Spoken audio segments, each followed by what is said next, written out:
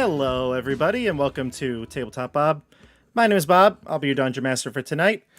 This is the Wild Beyond the Witchlight, and we have a special guest, and everybody was wrong. It's actually Andrew. Nobody thought it was going to be threw us Andrew. for a loop there, Bobby. Just no way anyone could have seen this coming. Did you think it was Andrew, everybody? Never. Of course not. I don't know. I have an NDA that says I can't answer that question. Who made you sign that? That's what I want to know. That's also covered in the NDA. Okay, fair enough. Well, Andrew, welcome. Welcome to Wild Beyond the Witchlight. First time here.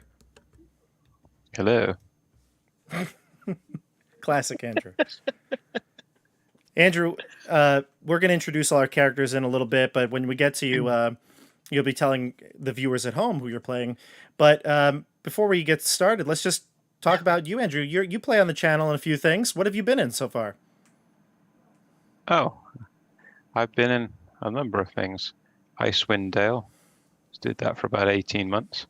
That introduced the Ard family, a well-known family in Icewind Dale. Very related. There's lots of them. Less of them now. But and then I was Elias Dawnstrider, the cleric in that right to the end. It was about 18 months to campaign. And then we did the Candlekeep. I did a bunch of Candlekeep mystery stuff. I've done some stuff by who's that the other DM guy that we did Esper. his campaign. Esper the Bard? Esper the Yeah. Bird. We did a fantastic short campaign with him. I hope he's not watching. I genuinely don't know what's a bit and what's real. Which I was a paragon of virtue for, which was pretty funny. And you can see me in the Light of Zarsis, I think, on Wednesday. Spelljammer, Light of Xerxes. That's right, yes. Yes. I don't know. I genuinely don't know if that's true off of the delivery. Like, you could easily be lying or telling us complete truth here. No, he's telling the truth here. That's our new campaign that's kicking off here on the channel. CJ is running the Light of Xerxes. It's the new Spelljammer adventure that Wizards of the Coast put out. But Andrew is playing in this. It's not tomorrow. It is the following Wednesday. It's going to be right, yep. Wednesday the 14th is episode 1. I'm excited to play a glamour bard. I've never played a bard in a campaign before, so. Yeah, they're fairly useless. So. Yeah. Honestly, I have a glamour bard in one of the campaigns I run. It's a very, very powerful subclass. Just want to deceive everybody. There you go. There you go. That's one way to do it. Well, let's talk a little about where we are in this campaign, because we are, I think we're at a little bit of a important point in the story here. The group is in Yan. Yan is the area of Prismere, the third domain that you've entered. You're trying to figure out where the hag, Endlin Moongrave, is. You've heard a lot of things about Endlin, how terrible she is, how she forces her servants to perform plays for her. Siggy has a personal tie here. We'll talk all about everyone's motivations. But you're here and you've met Andrew's character. So why don't we introduce ourselves to Andrew, and then Andrew will introduce who he's playing. Andrew, you told me you wanted to hear everyone's characters, right? Yeah, sure. And you said you wanted to start with Dasha, right? Oh, yes, definitely. Only because Andrew asked. Dasha, you may introduce your character. Of course, anything for Andrew. Happy to see you, Andrew. I am playing Siggy, who is a fairy rogue. She is excited by all the crazy things that are happening here. These like dancing little stone people, and now they're meeting a flower with a bumblebee. They met a giant, or like a cyclops who had a bunch of bees. It's a lot, and she's like overstimulated as like a young child slash teenager. So, but she's also nervous because she thinks her brother might be held captive by Moongrave in this land, and she's anxious to see if she can find him and maybe free him. Right, it's been 8 years, right? Yes, yeah, it's been 8 years. He apparently hasn't aged, according to the kiddos we met in the with In the Thither. previous hag. Yeah. Mhm. So we'll see how that goes. As a side note, I live in the state of California, and we are currently in an unprecedented heat wave. And I'm getting emergency alerts on my phone that there may be a blackout because the power grid is hanging on by a thread. So just in case I disappear and can't contact anyone, it is because the entire state of California's power grid went out, or maybe my local areas. So I'm gonna keep my fingers crossed that doesn't Awesome. happen. Your fingers crossed and your AC up. It is up. I don't know if you can hear it. It is blasting right next to my face. My classroom, the AC can't handle the heat. Oh, went up to like God. 110 today, and it was like 82 or 83 in my classroom. That's what the AC set to 68. So It's like a Vernus. it's literally a Vernus. I hate it. It's supposed to be over by Friday or by Saturday. It's gonna go down to a nice chilly 90 degrees. So Hey, this is my life. that's sweater weather. I mean, I know. get used to it. It's gonna be like this every year, and probably Yeah. worse. So Yeah, Don't you guys say heard that. it here first, folks. If you see Dasha's camera go out, it means that there is a regional emergency in the state of California. yes, yeah, yep. But not really. It could just be a power outage. It could just We'll see. And that's me and that's Siggy. And I don't know who's in a worse situation right now. Honestly. Fair enough. Mike, tell us who you're playing. Meanwhile, who, me? Yeah. Yeah, okay. I am playing Professor Sorry. Oscar Tennant. And Oscar is in Yon primarily because he made a deal with the other hag, which basically was to come here, and I'm pretty sure we had to like ruin one of her plays or something. And he would potentially be given passage back to material plane because he's been wandering the Feywild for 7 years now. So hopefully he's, fingers crossed on the last leg of this adventure so that he can, get back home to his professorly duties in whatever city he can think of off the top of his head. So that is Professor Oscar Tennant. Yeah, that's basically everything. We got to enjoy a nice rainy day here, much cooler than it has been. Yes, today was a welcome rainy day. It's been hot here too, Dasha. Humid as well. Is it humid over by you? Is it a dry heat? It's extremely dry. Extremely Okay. dry heat. Does See, California even know what rain is? Yeah, Does it know what that California is? has had like a drought So- for the last 20 years. Weirdly enough, Yeah. because of the extreme heat wave, we've had a few like random flash thunderstorms that happen for like 10 minutes really intensely and then they end. So Aren't it's are they dry thunderstorms? Like, or no, actual? it rains. And Oh, okay. yeah, it's interesting. Learning a lot about weather living here. Yeah, it's dry heat though. So really, like 110 is it's like 75 It's like 80, degrees. Yeah. Yeah, like here, 90 degrees here. I mean, that you might as well be. You know, try the walking Amazon. across an outdoor campus in direct sunlight at 2 p.m. when it's 110. It's not going to feel like 75 and humidity. Get your It's going to sunscreen feel like out. you're being fried in an air fryer. Yeah, fair enough. Oh, well, I hear that's actually very pleasant. So, Quick, you know, quick and light, easy. light Healthy. oil, yeah, very healthy, Yeah. low in calories, really Yeah. cuts out that trans fat. Baby oil or olive oil. It's the only choice you have to make. So, Christian, who are we playing today? All right. Hi, everyone. Andrew. Welcome. I'm playing Boomy, the Azamar cleric. Boomy's definitely over this land. He's just every time we do anything, it just ends up poor badly. He just wants to get out. I think he really wants to help Siggy. I feel like he has like a friendship with Siggy. They're around the same age. They are both just trying to are amazed by everything here. So yeah. So I'm you're ready to go. a war cleric. Yes, that is me. How's that I'm- working out? And Oh, it's terrible. What's going on? It's been awful. What a way to ask that. How's that working out? The war Trying to cleric act in all the tough, trying to kill things, and it blows Yeah. up in my face.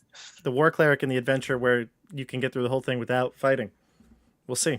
I think we all know by now that that's horseshit. Yeah, I think I agree with you too. But Quentin, I'm not sure how you're supposed to do that. I mean, we get into a lot of fights. And we I think lose it's them just that all, you but- die very early, and that's how you get through it. Andrew, they've been run through the ringer. They've had some real bad and real close calls in this campaign. They've had one player death so far. Yeah. So And a couple other close calls like immediately after that too. yeah. Randall, who you got today?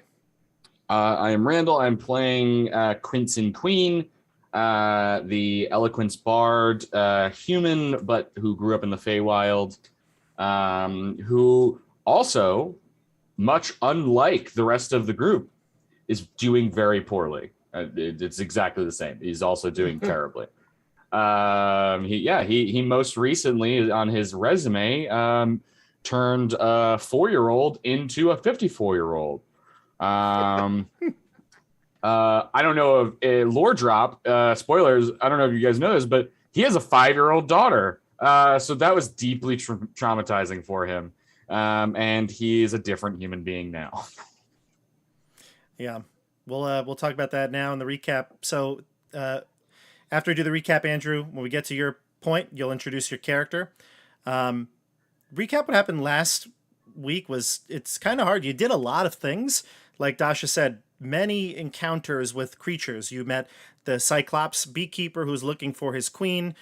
You have in tow with you Gleam, the bard, who's I guess most characterized by the moon crown that she has on her head, as her sister Glisser is in Motherhorn, and she's trying to be reunited with her. They're twins. You're hoping to find your twin there as well. Endel and Moongrave kicked her out because she's afraid of the eclipse, even symbolic ones. So she was kicked out. And Gleam know that Gleam was helped by Amador, a flower who is a hero in the realm, and they were separated because that same beekeeper fought Amador, and during the shuffle, she got lost looking for Amador, but has not been able to find him. Found you all, and has found safety in you. When you got to the beekeeper, though, you were able to, I guess, outwit him and convince him to go on home. And then you went to the lake. Where by the lake, you found a weird little box, magical traveling box that performed a little marionette play and gave you tickets to go to Motherhorn. Then you found the Corrids, who live on Loxbury Hill, and you were told by them that the Brigganock, this mice race, are mining at all hours of the night, and they work for Endel and Moongrave, so they want you to deal with the Brigganock, and if you do that, they've heard that there's a secret entrance to Motherhorn through the mines. So that's where you headed next. You found the goblin girl who was 4 years old, tied to a kite. She had mentioned that Endelin punished her and sent her out to hold the kite, and it was a curse. She couldn't really let go. There were bows tied to it. You thought you were able to figure out how to get that kite down, and then as the bows unraveled, she aged 50 years. Randall, I think you felt quite responsible for that. Yes, both me and Quentin felt deeply responsible for that.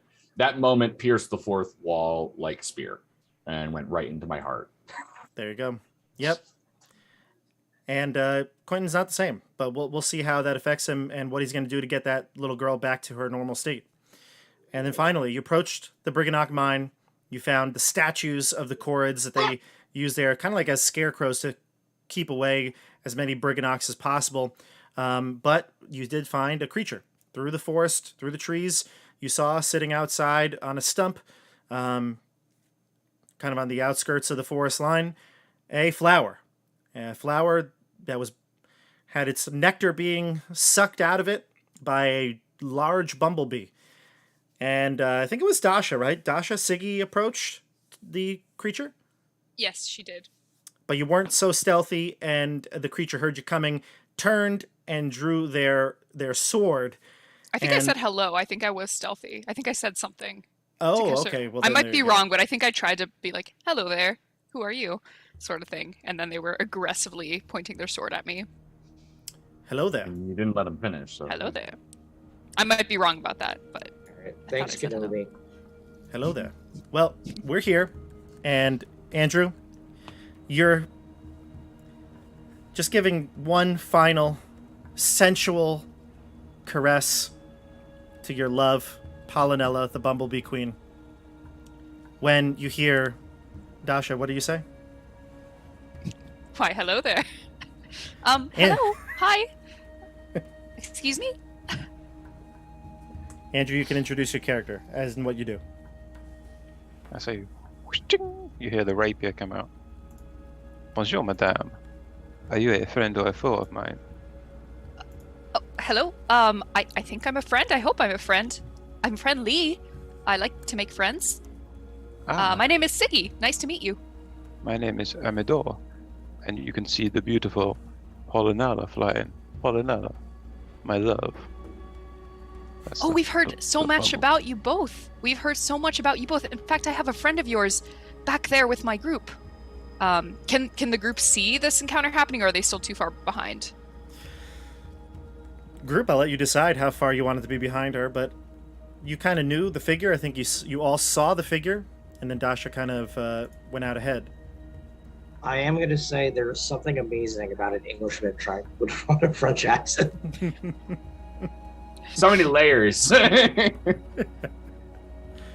What do you Love mean? it. This is the accent of the dandelion. Bob, you should do a poll in YouTube. Who did the French accent better? Because Who? you did a French accent earlier on in. I did, yes. You're right. It's going to be Andrew, though. Can't be me. I think you should do a Comment poll. below. Comment below. Was it Andrew or was it Bob with the best French accent? There should be a poll also at the end of this as to who was everybody's favorite side companion. Ooh. Oh no, that's too much stress. Yeah, and if they can't decide, then we need to have a session where they all duke it out, and the only person that lives gets the winner. It's gonna be the flower with the sword. The other one's a freaking oil can. I Yeah. don't know. That scarecrow with the teacups is pretty good. He just got lucky. He was rolling, like, hot. Lucky, he almost died. What do you mean? You He all went almost down died. immediately. We walked into that room, he threw a teacup at a wall, and then imploded. Yes, that's true. That's true. All right. So how close are we? I don't know. I would say you're all within a movement or two.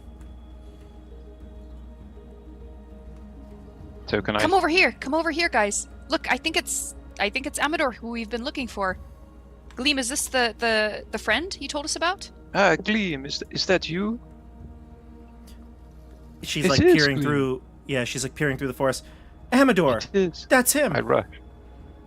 Gleam, Gleam, it is so good to see you. I thought you were lost. I thought Mudlump had you. But now... I thought Mudlump had you and Pollinella.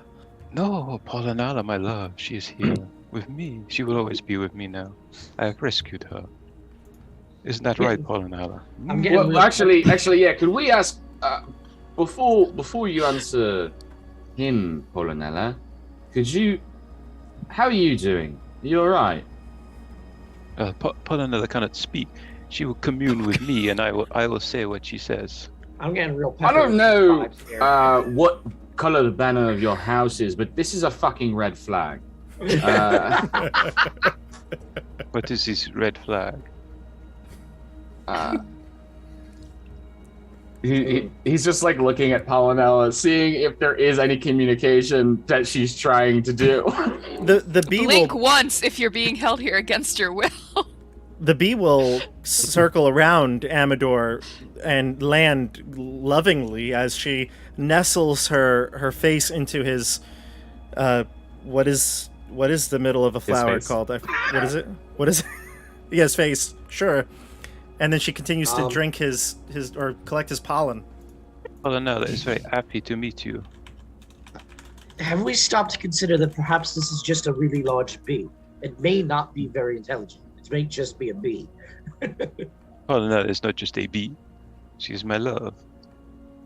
Well, I mean, that doesn't really make her more than a bee. It just makes her a bee that you love. She is so much more than a bee. Can you not see the curvaceousness of the bee form? Again, that just makes her a curvy bee. We're still on the same page of bee and just adding adjectives. I Well, mean, they- listen, I've met people before. Like in Shul, I knew a gentleman who was in a relationship with a dinosaur. The dinosaur wasn't intelligent enough to realize it was in a relationship. This might be a similar case. Well, beauty is in the eye of the beholder, is it not? The beholder. Yes, but consent is in the mind of both. I don't believe. So, I don't know if you can consent with an intelligence of 2. That's Excuse why me. it's normally not allowed. Excuse me, everyone. Excuse me. Lemon zips into the middle of this conversation.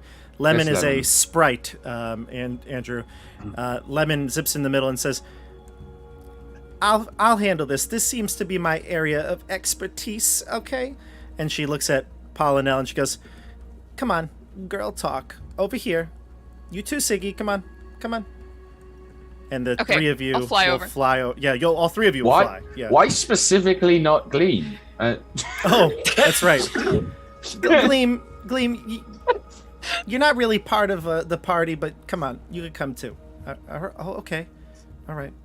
She comes over, and you huddle up, and the bee kind of buzzes in the middle of all of you. And what do you want to say, Siggy? I want to ask, how long have you known Amador, and why were you with the scary giant beekeeper, and how did you manage to get away? Andrew, do you want to respond, and I will translate through Lemon? So Polynella can speak to Lemon. Yeah. Okay. It is true love that... Oh, she's not French. No. Buzz. True love. It's true love, not... brought us together, and I could not stay. We had to elope together. We will be together forever. Lemon will just say, oh, it's true love, all right. What about your hive, the other bees? They're still with the scary, tall beekeeper man. Oh, my sister will take my place. There's another bee that could take her place. Oh, does the Cyclops know this? Because he seems to be very intently looking for you, Polynella. Well, I am the most lovely of the bees. Oh, Of course you are. No, Lemon didn't say anything yet. Siggy. Oh, well, she'll say, you know, she's lovely, isn't she? Now spill the Yes. tea. Tell us about Amador. How dreamy is he? oh my God. He is amazing. He is so sweet. I like to drink the nectar from him. Oh, I'm getting But a that is little enough. flush. Is anybody else getting flush? Siggy's like, no. I But love do you, this. do you know, are there any other snacks around here? I'm kind of hungry. It's been a while since I've had anything tasty to eat. Well, the realm is not doing well. There's thunderstorms and rain, and it is hard to find food due to the It's not- hag. The realm's not good no more because of those hags. Yes, No that more is why snacks, the huh? Cyclops wanted the honey. Siggy just like slumps her shoulders because she's sad that there's not a lot of snacks to be found. Siggy, what was your passive perception again? 12? 12? Gotcha. Everyone, because I rolled a natural 1 on this, everyone, you hear footsteps, loud footsteps in the distance coming, and then you hear immediately after that the loud, dull hum of the beehive, and a creature calls out, "My queen, I know you're here somewhere. They must be hiding you. Mudlump will get you, though." Halfway's home. Polynella, Nice. you have to hide. He's coming for you. We must leave. Polynella flies back to Amador. And Amador says, "We must leave. Let us go to the mine. It is where Gleam we may find Glister. Let us hurry. Let us proceed quickly." List is in the mine.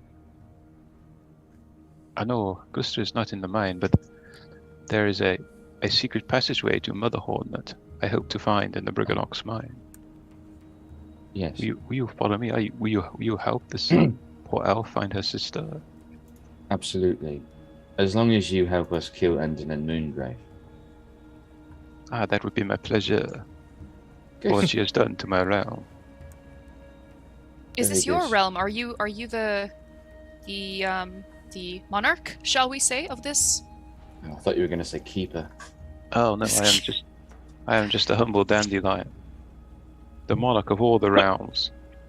He is- chokes when is you say humble. mysteriously gone away. Queen Zymeda, the queen of Yon. Zabelna. All right, well, let's not waste any more time. Can we get off before we all get stopped? Yes, I told you. Yes. much. Zayamada? Zabelna. Zabelna.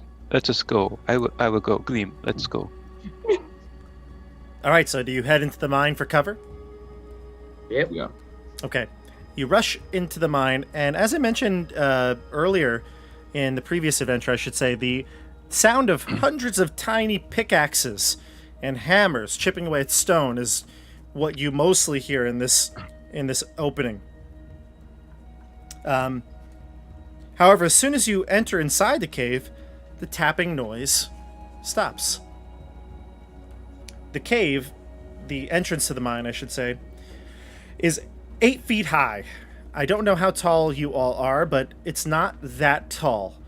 And after that initial entrance, it narrows very quickly to only about between 3 and 4 feet wide. So this is tight quarters for even relatively smaller characters. As long as you're all medium, it's kind of hard to maneuver in here, and it will be even hard to squeeze through one another. So I need to know what your marching order is here. Will you allow me to lead the way? Sure. I'll follow. We'll put Charles in the rear. I'll go after And Quentin. sure. Yeah, I'll go So next. Yep. Sorry, Yeah, so we I got guess- Amador, Quentin, then Siggy, Boomy after that. Yeah. Okay, We could and throw then we've got Glister there, and I'll follow Glister. Glister, Gleam, and then Oscar, Yeah, and then sure. Charles in the back. And Lemon will just zigzag back to front wherever she wants to go because she's tiny. Okay. So you head through the mine, and you tell me how long you want to travel this way, but for the first few minutes, you don't hear sounds other than perhaps the calling of Mudlump from back outside the entrance. But you make lots of twists and turns. It's curving. Sometimes there are forks to take. You can see small little mining areas, but even these mining areas are, again, no bigger than 4 feet wide. You do know the Brigganocks are small. Very, very small. Tiny creatures. It's up to you how you'd like to continue, but you don't see an end in sight. It's just zigzagging in these small corridors. How long would you want to keep doing this for? Because it takes to find something. I ain't going back Okay. out there. Gotcha. Yeah. As you continue deeper in the mine, give me a survival check. I want to see if there's anything you can tell based on your paths you're taking. We could do a group survival check here. Oh. 15. 15. Nice nat one, Boomy. No chance I can do persuasion? Can I persuade the mind to guide us? Help us mine. What's mine is yours. Oh, jeez. Speak friend, Oh. then enter. I'm going to say I that just- Professor Oscar Tennant, you can tell that this, the mine, so far, over the few minutes you've traveled, you've headed deeper underground, but there have been many twists and turns. You're not sure which direction you're headed. You can't tell which way you're headed, north, south, east, or west. but you do know you're headed down. That's probably what you get most. And again, eerily silent. No pickaxes, no sledgehammers.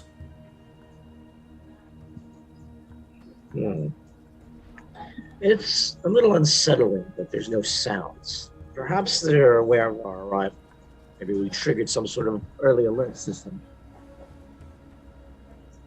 Well, they are tiny as well, correct? Correct. That's what the Chorids said. They said they're like little mice creatures. Yes. Oh, there's one of them now. So, perhaps Mudlump yelling it scared them into their hidey holes. It's certainly a possibility. If I have a question, logistical question about fairy fire. Sure.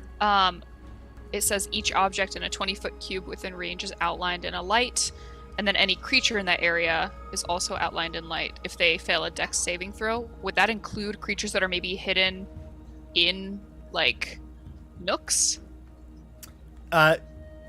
If they're hidden because they are behind an obstruction, no. Mhm. But it would Mhm. illuminate invisible creatures, people that are I hiding, if they're in like darkness. So you know what I'm saying? So Okay. yeah, you want to cast Fairy Fire in like a what looks like maybe a mining area?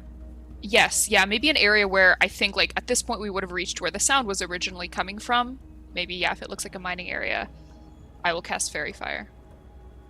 Give me a percentile dice. Give me a D100. Mhm. Call it out because I took off roll 20 here. Oh no. Actually, I'll just go back to roll 20. Okay. Here.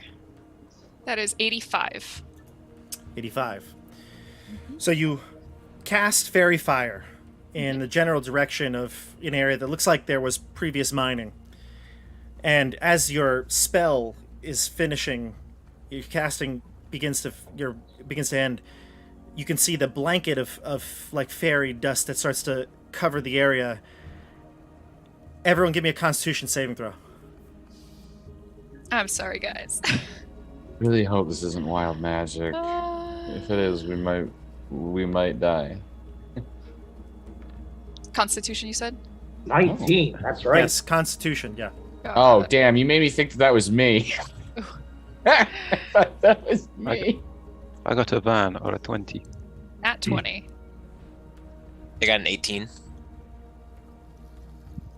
Nice. Randall's gonna be the only one to fail. I got 11. And what'd you say you got, Andrew? 20. A 20. Very nice. So everybody, Boomy and Quentin. Boomy and Quentin. 18 failed? And 18 fails. You fall asleep. Now, there is a caveat here. If you are unable to fall asleep by magical means, then you don't. But I think you're both susceptible to that. Yeah. That Siggy, gets you might me. have had advantage on this roll.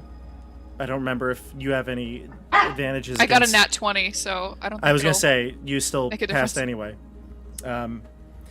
Okay, and Amador, you obviously are okay as well. And what you- Charles cannot fall asleep. He's a robot. So then no You- need to make a save. You hear as Quentin begins to fall. What "Sleep, about those little slices of death? How I loathe them." And falls. what does that even mean? Is he being cryptic? And here's what you would hear, by the way. So the two of you who fall asleep, you start to hear a rhythmic tapping. And then sledgehammers rocking. Ching, ching, ching, and kind of overlapping each other. And then more noises, sounds of mining equipment striking the earth. And again, that sort of rhythmic metronome going back and forth. And that's what puts you to sleep.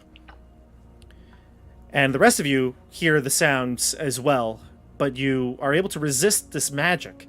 And then Dasha, as Siggy finally finishes casting the spell, you blanket an area, and in the darkness, hidden behind perhaps rocks, but not completely out of sight, are some small little mice creatures that call out, "We've been found! Look out! Run! Run! And a few of these creatures scatter all over the floor. They start to run in different directions. Do not scatter, it is I, Amidor. They're running. They're freaked Come, out. I wish to discuss with you.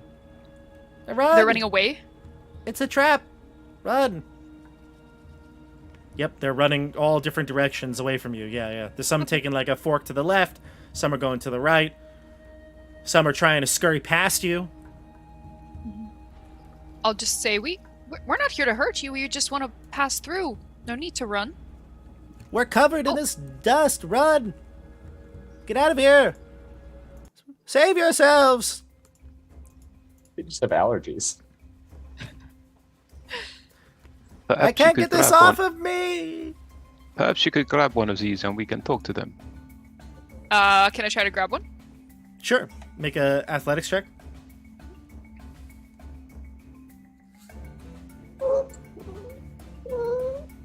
That's what they sound like when you grab them. Oh, Mr. Banks is being a nuisance. 7. A 7? 7. Yeah. Too slow. Yeah, too slow. You try to grab them, but they just keep dodging you. Mhm. They're little, like trying to catch a real mouse, right? It's very hard. Yeah. Lemon, can you make them listen? I don't know. You Lemon seem must to like. be immune to sleep, right? Probably, yeah. She's got to be. I'm gonna double check if she's. No. Nope. I'll roll her con as well. Fairies aren't immune? Nope. Sprite. I'm looking at stat But yeah, block she's Fey and she's not immune. I mean, just because you're a Fae doesn't necessarily mean you're immune to all types of sleep, right? Oh, I thought nearly all Fey were. Nope. This is not Nope.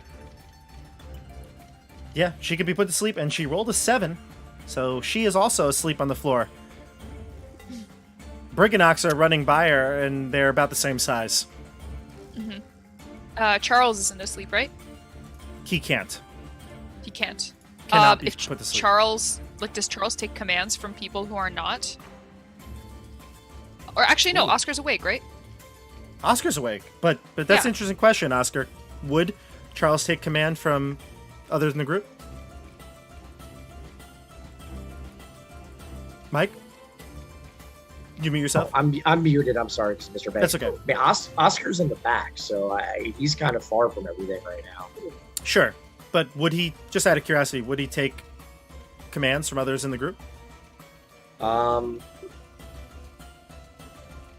Yeah, I mean, I suppose he would, unless he feels for some reason that it is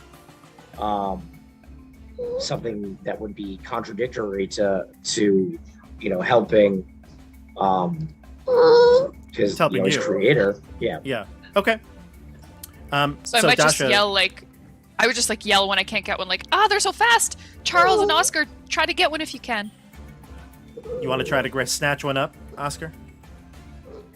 Yeah, I will. I guess I'll try to grab something. Go ahead.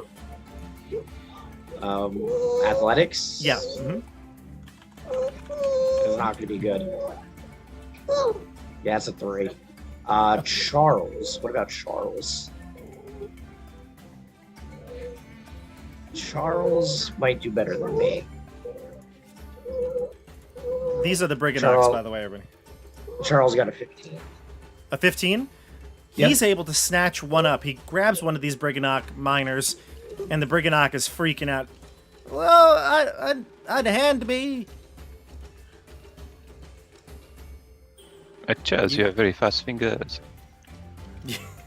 Charles does have fast fingers. That's true. The rest of the Brigganoks have scattered, except for this one. You've captured. He tries to wriggle free, but Charles got a iron clamp on him, basically. So what do you do?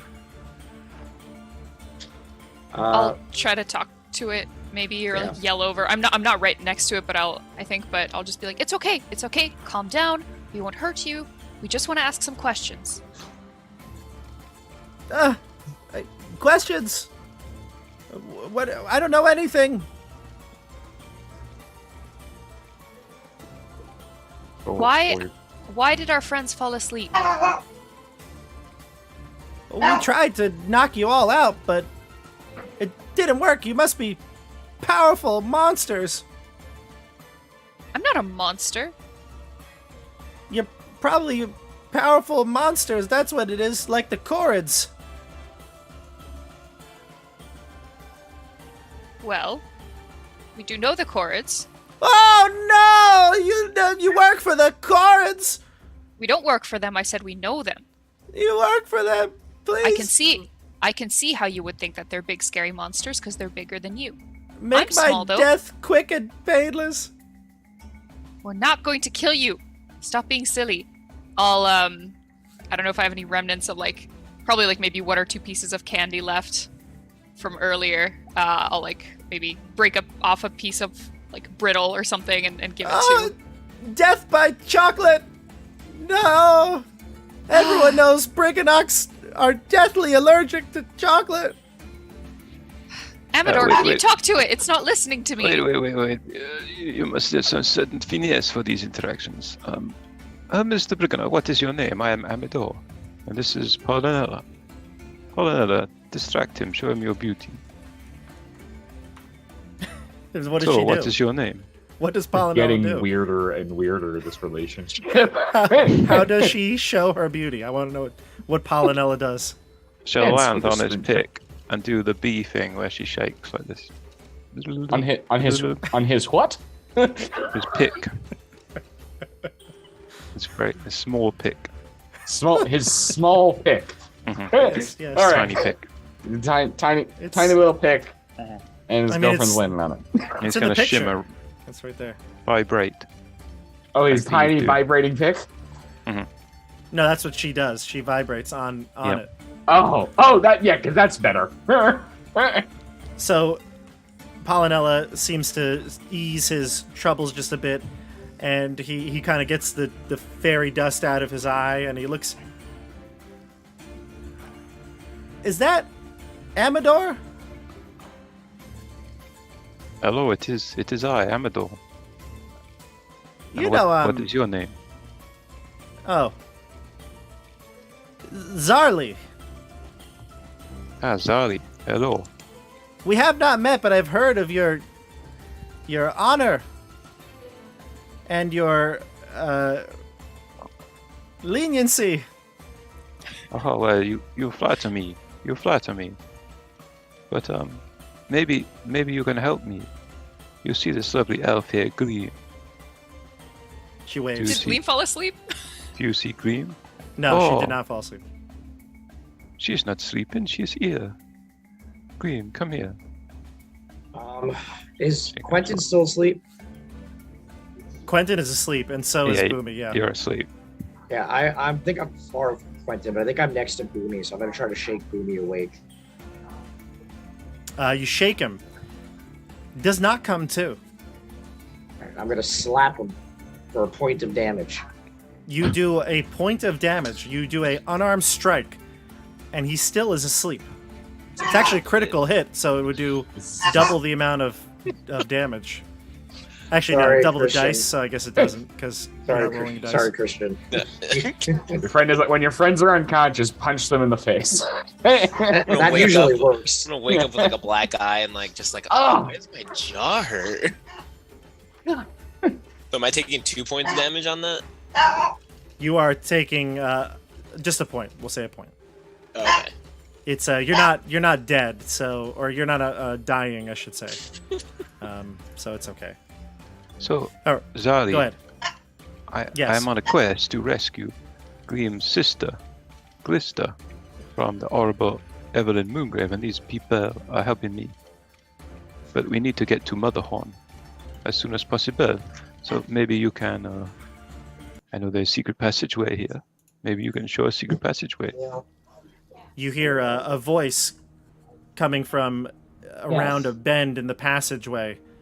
It's a human voice, and it says, Why don't you pick on someone your own size? As a humanoid figure enters into the corridor that you're in. I'll show you a picture of this human. Hold on one sec. Actually, I don't think I will. I do not think I will. I will describe them to you first, and... Does it immediately list below the picture Yes. their weakness and how to kill them? Yes. A tall, slender human, clad in dark leather armor, greets you. Their friendly face brightly illuminated by a tiny wisp of light that floats next to a mouse-sized creature perched on their shoulder. "Greetings, trespasser," says the human with a smile. "Did anyone ever teach you how to knock?" I don't mean to be, crass or anything, but this is a mine. There's no door to knock on. They smile at you and say, "Well then, I suggest you release my friend. Zarly, you okay?" "I'm okay, Molliver. These people don't seem to be so bad, after all, even though they work for the Corrids." Well, I mean, the Cords wanted us to come here because you guys wouldn't stop making noise. I think that was their main complaint. And they took their architect. Oh, no, you're not awake. You can't tell me that, so. Yeah, but you would know it. You're smart. "They took our architect. I don't know what they're trying to play over there at Lockberry Henge." Sorry, I don't know what to do with Mr. Banks. He's losing his damn mind. That's okay. Just mute yourself when you're not talking. It's all good. The creature says that the Corrids, along with Endel Moongrave, kidnapped their best architect, Gulmo.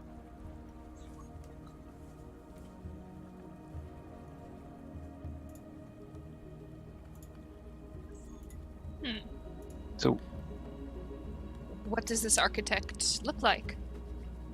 Of yours? Galmo? That was kidnapped. Gulmo's he's a Brigganock. And you're saying the Corrids have him? No, Endel Moongrave has him. Oh. The Corrids, no doubt, helped her by kidnapping him. Well, I don't think the Corrids like Endelin very much at all. Well, then why do they work for her? They don't? Impossible. They actually Inconceivable.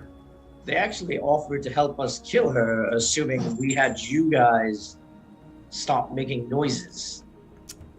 The human introduced as Molliver speaks up. "If this is true, then the Corrids are truly no enemy of the Briggannocks." That would seem correct. Wait. Huh. And that means you can all be friends again, and we can pass through peacefully. I'm sorry, friend. What is Molliver? What are you doing here? Molliver, although they look confident, decides to perhaps not answer that question directly and says, "I believe you're the ones trespassing. Who are you all? And what are you doing here in this mine?" Well, I told you why I'm in this mine. We're here because the Corrids wanted us to come talk to the Briggannocks. And that's what we're doing here. And we also have this secret passage in this mine to the Matterhorn so that we can go kill the hag. maybe we can strike a deal. You wish to rescue our architect friend from the hag? He's been improperly imprisoned. You're a human, right? That means you're not from the Feywild, I imagine.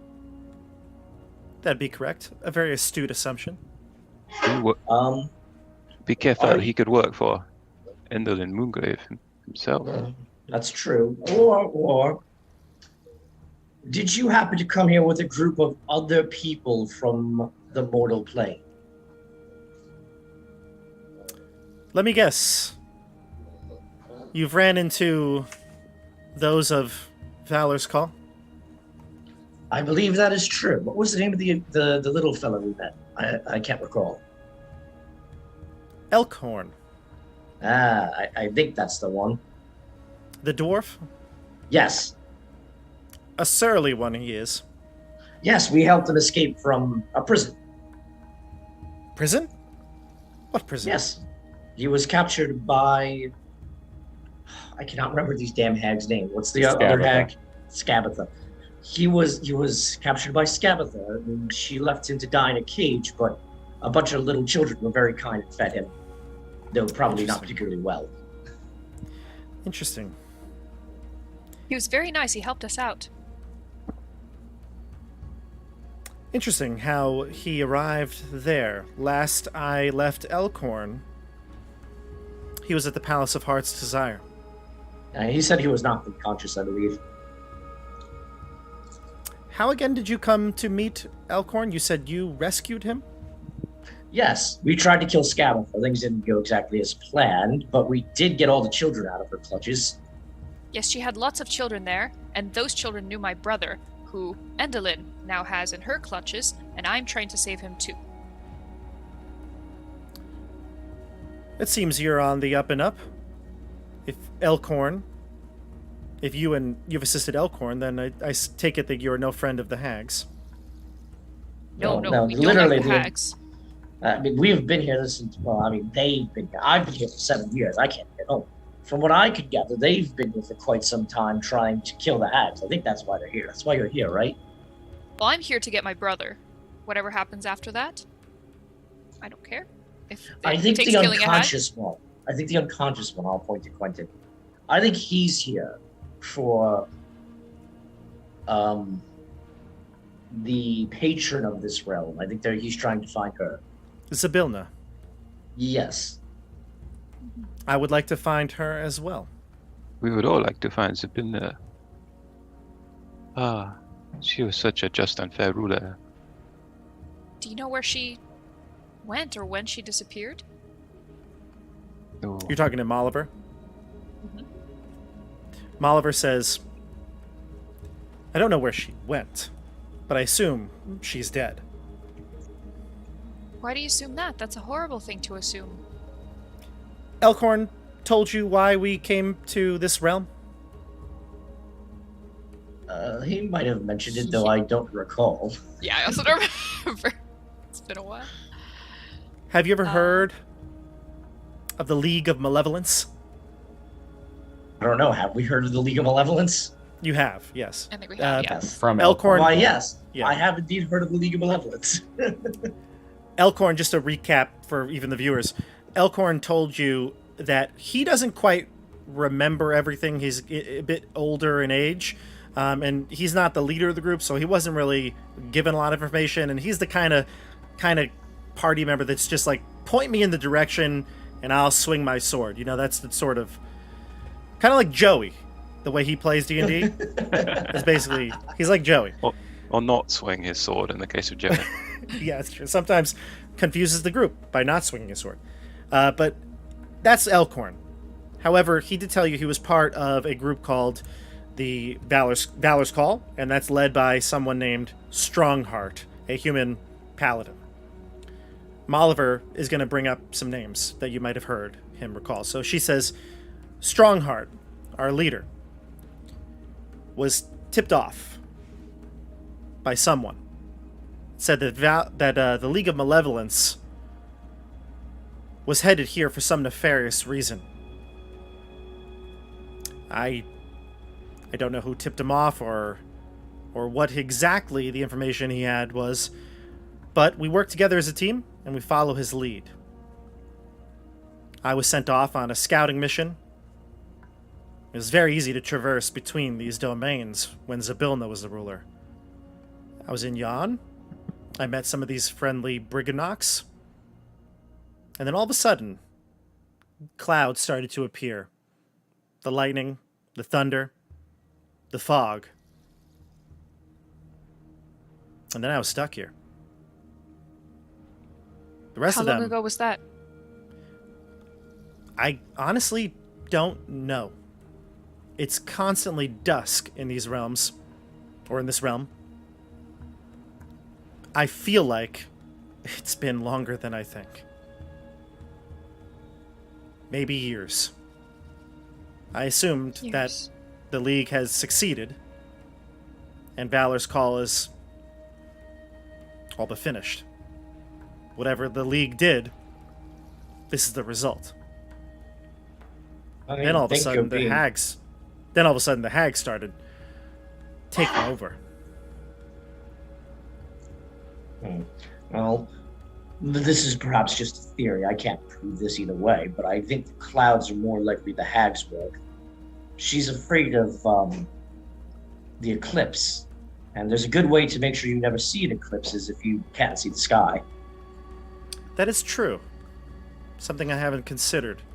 But don't put Kellic out of your thoughts. He's the leader of the League, and he'll do anything, and I mean anything, to gain power.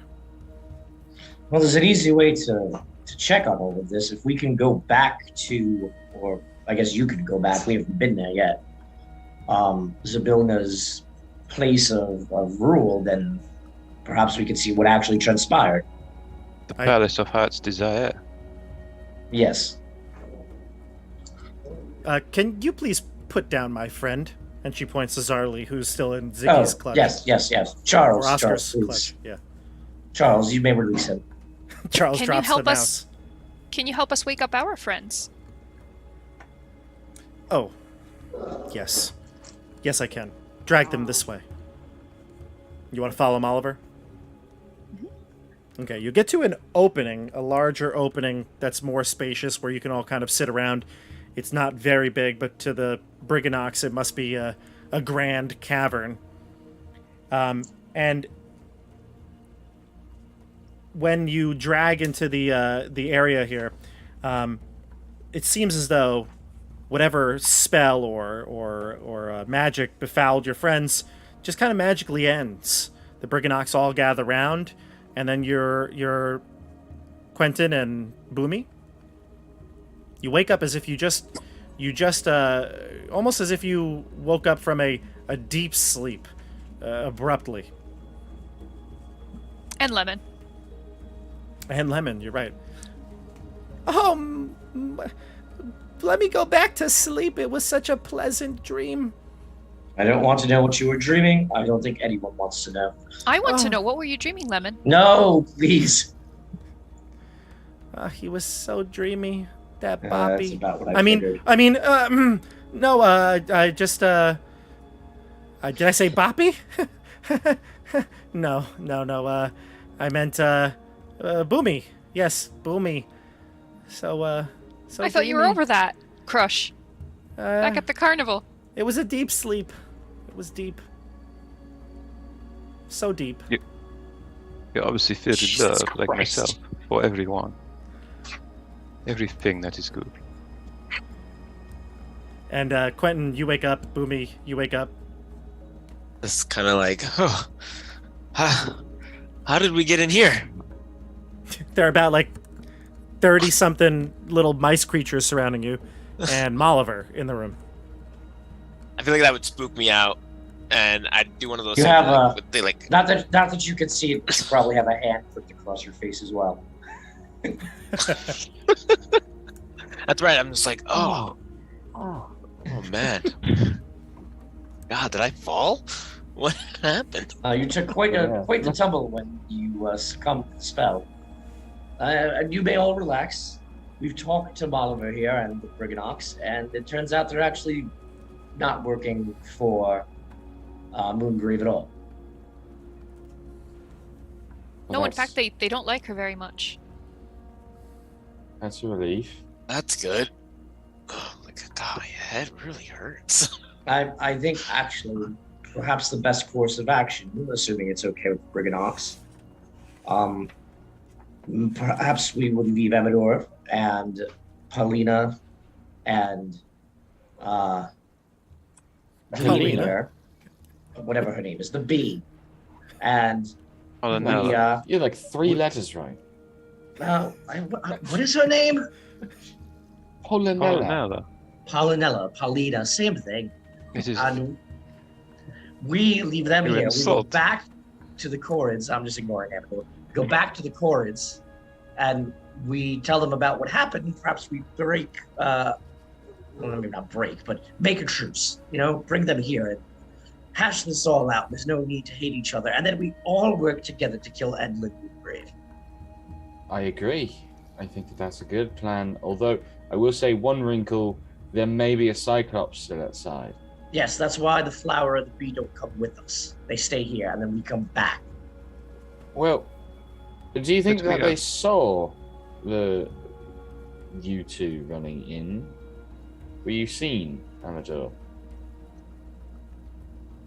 I do not think we were seen.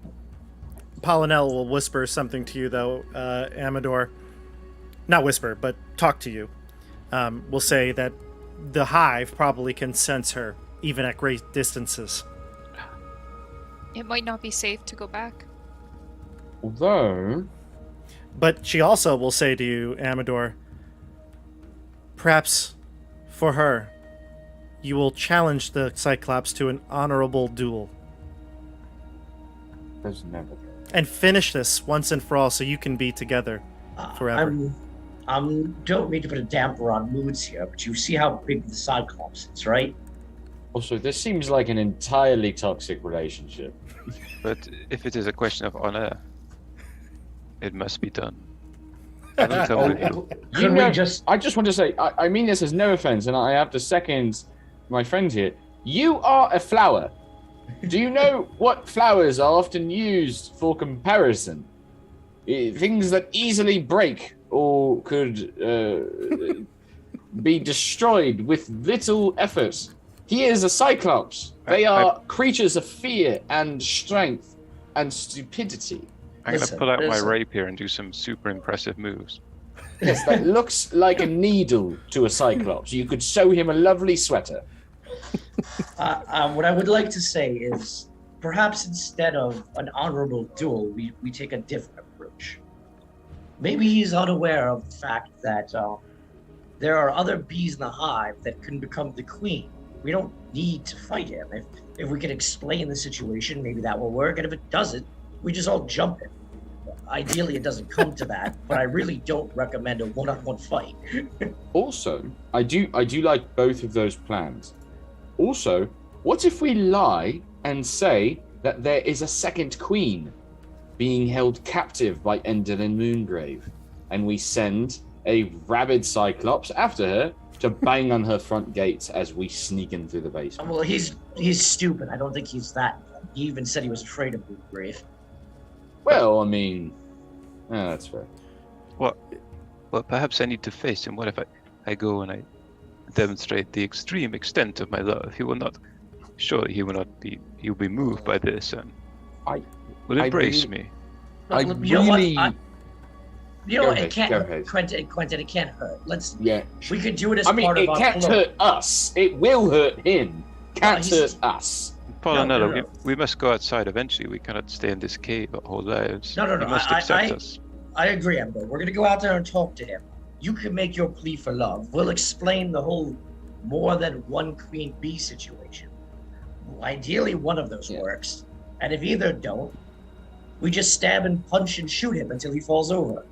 Yes. And then we can bring a noble peace to the realm with the Brigganock and the Yes. Corrids. Corrids. Also, I just want to say, you say you can't stay here forever.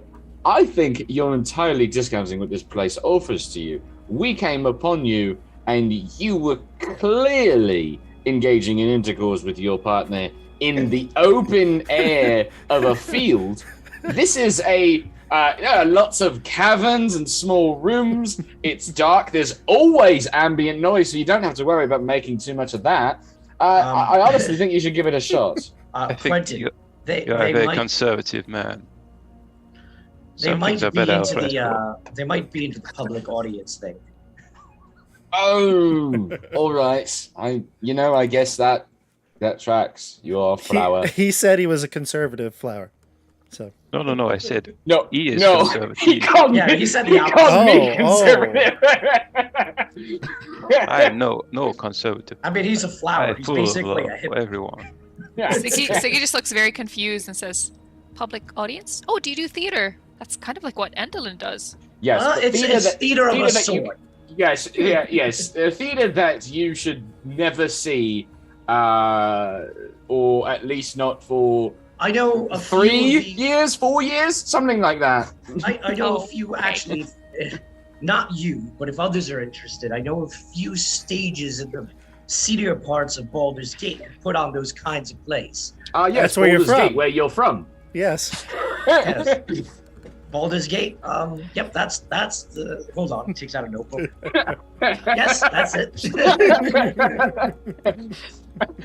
Pulls his sleeve up to see Baldur's Gate, your home. Tattooed Yeah. across. I see my And you friends just see a lot. Ranium and the two hoverflies. They are like that sort of thing. Who's that? But my friend, the geranium. Jerry, the geranium. Jerry. Oh, is there Jerry like the a flower geranium. theater troupe in Yon? No, he has a relationship with two hoverflies. Based on what you're telling me, that just sounds like a commune. Do you live I in was a thinking that commune? as well. Many flowers like this. It is normal with the flowers. Is it like a commune or more like just a very dirty garden? Oh god. As I say, it is perfectly normal. Yeah. If you look It's not over, dirty.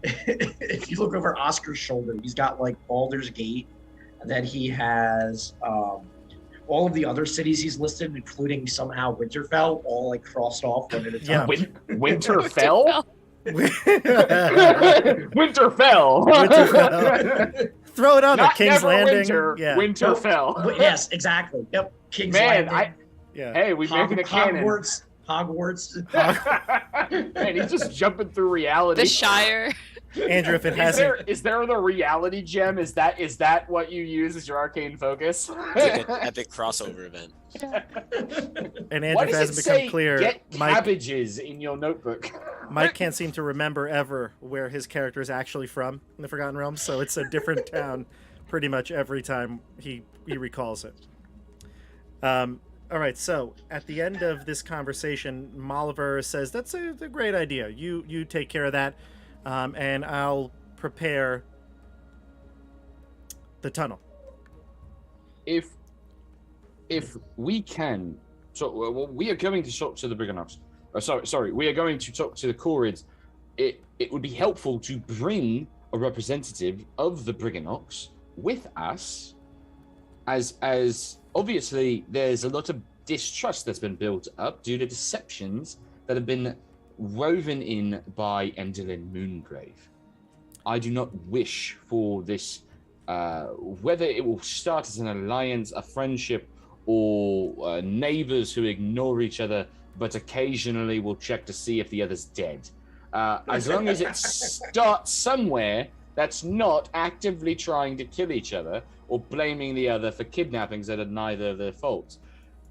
I think that it would be best to have a representative talk with us, with the Corrids, that you will also trust that what we bring back is real. That is no, that's a good idea, and all the Briggannocks and Molliver look at each other, and all within basically, unison. They all say aloud, "Obud." They all nod. Obud should go with you. Lovely. Oh, that's a Obud. person. Obud. Obud. Yep. That's a person. Obud All should right. go with Is you. that?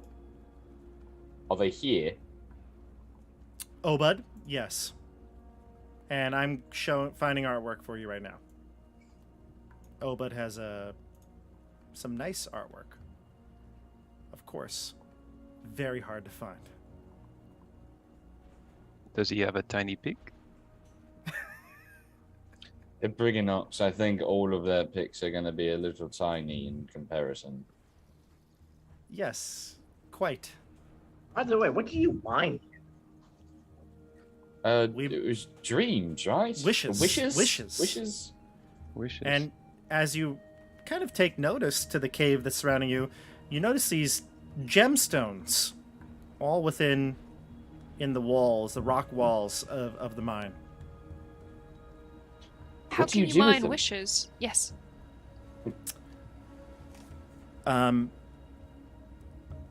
Hold on one second.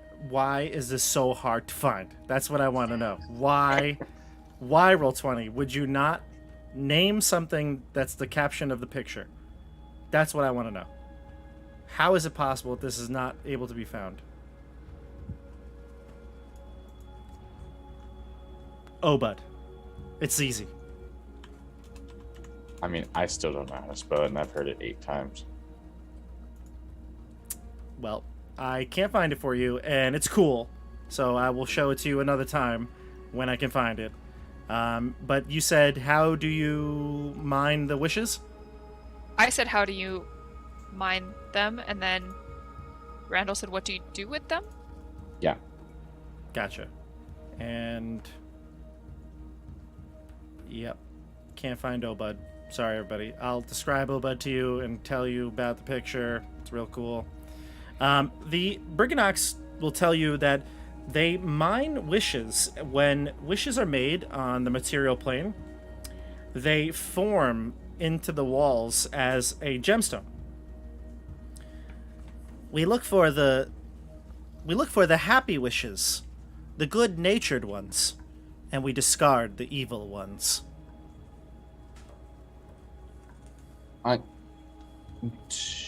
To whose bidding is this for Endelin? Is it as Endelin forced to I don't know. It seemed. What do you do with the wishes? It seems odd to have this happen so close to a hag. I would imagine that she would want to take advantage of this. Oh, they're very valuable, but they're guarded, of course. One cannot simply walk out of this mine with a gemstone. We have spirits that guard them.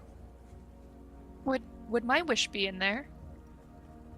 It might be. Tell me, what was your wish? My wish was to find my twin. Twin, and they all start to kind of chatter. Twin. And they start to like scatter in all directions. And you hear some tapping, some rolling of carts in all the corridors.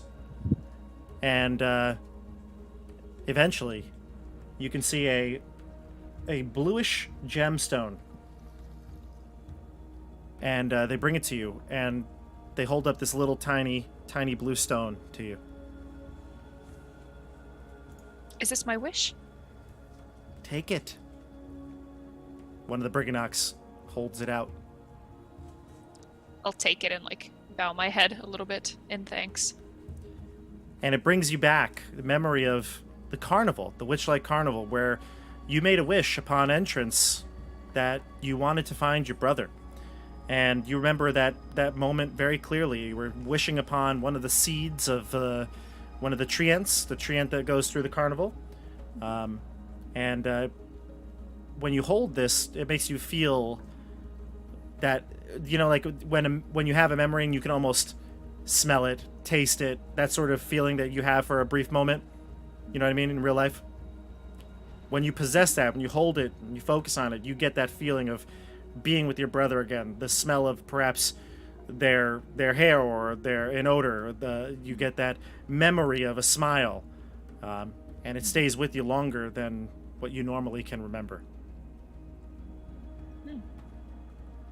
She'll kind of just hold the stone, mesmerized by it. Zone out of everything going on a little bit. Please, take it with you. Keep it. You're helping us to gain peace. It's the least we could do. What is it that you said you discard the evil or bad wishes? What Yes, happens if to there them? are evil wishes, we discard them into the pit. The pit. Mm-hmm. What pit? There's a very large pit where those spirits live. Of course, the bridge that connects here to Motherhorn goes over that pit. The bridge that connects here to Motherhorn goes over a pit filled with spirits and evil wishes. That's correct. Why did you begin throwing evil wishes into this pit? Oh, we've always done that. Evil ones go away. Where do they go? But- yes. Into the pit. Are you not following along with us? Yes, but there seems to be there's spirits in the pit as well. Were those spirits there before you threw those wishes in? Oh, definitely. What are why are the spirits there? Spirits do not just they don't just rent a house. They are places for reasons. They're there to make sure that all those evil wishes stay there. They protect them. Right. What if somebody got their hands on these evil wishes? It would be terrible. Who knows what could be done with an evil wish? And these spirits, who do they hold loyalty to? To the mine, of course. Why? Why would they We be don't know. loyal They've to always mine? been They here. are spirits. We don't know. Right. Just don't delay on that bridge for too long. Sure. We'll move quickly. But first, we must go and bring peace. It will be a marvelous day. Good idea. Let's get going. We want to make sure that those cords aren't evil. Oh, Bird, will you come? Will you come with us? Yes, and Obud will be introduced. Yep, Obud. I can't believe I can't find this dang Obud. It's bothering me. This artwork is cool. Do try one more thing. All right. So Oh, Bird, Amador will protect you with your life. You do not have any fear. protect you with your hip. All right, well, I can't find it, but I am going to show you something. I will protect him. That I is am all. going to find it on Google and give it to you.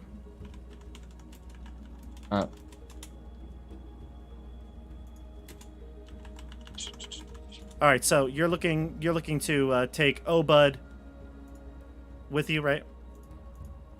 Yes. Let me see. Of course, Google doesn't even want to help me here. All right, Obud is a friggin' Brigganock, a tiny little Brigganock, who rides in on a pony. Being carried, his house is actually situated on top of a pony. I don't know if this is gonna come up on my camera here, but I'm gonna bring it up.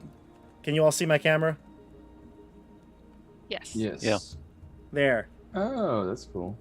That actually is not the worst way to see this. Yeah, that's Um, not bad. That's pretty cool. Yeah. So you can see him. He's like, there we go in that house.